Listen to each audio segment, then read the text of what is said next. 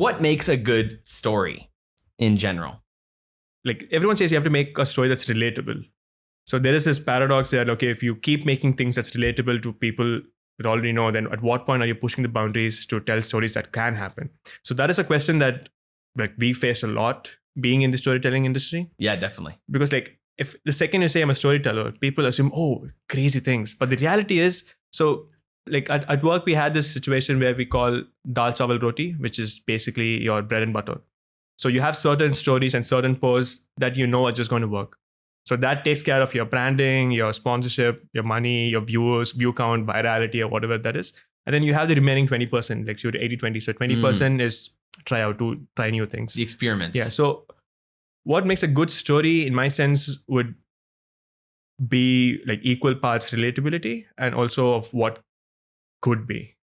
Like, again, it's very cliche when you put it that way, but this is concept of, oh, you have to think outside the box. Creativity is thinking outside the box, which is, I think, is completely fuck all.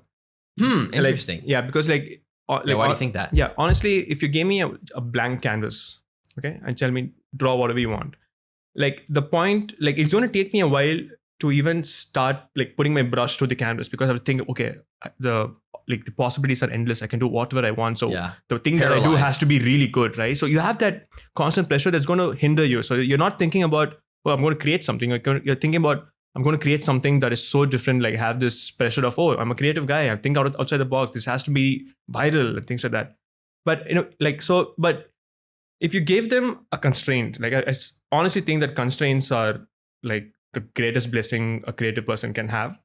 But in a way, having a canvas by itself, a blank canvas itself, is a constraint, because you can only paint or draw within that canvas. Like as opposed to just go create a piece of art. Like what do you do with a piece of art? Like, do I just draw on my wall here, or do I just like make a song? Yeah, what do I do? So having a canvas by itself is a constraint. So like I'm a strong like advocate for being really creative within a box. Because like it accomplishes two things, I feel. Because one, it gives you a framework of, okay, you know the tools that you have. So, and these tools are applicable to everyone.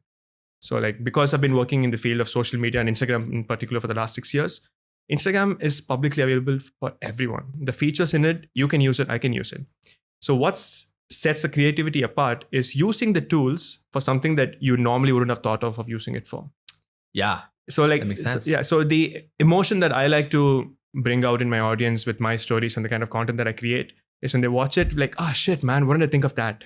Like I could have done that. I should have thought of that. Exactly. Yeah. Because it's right there. It's at your arm's length to just grasp it. But the fact that you didn't think of it, it didn't do it, and I did, like it kind of, I like that emotion because it kind of elevates, as opposed to, for example, when you talk about Marvel, and they're doing some crazy VFX and CGI. But the second you watch, oh yeah, that's CGI. Yeah. Like it's completely disconnected. Yeah, because like you don't think that you can do it yourself.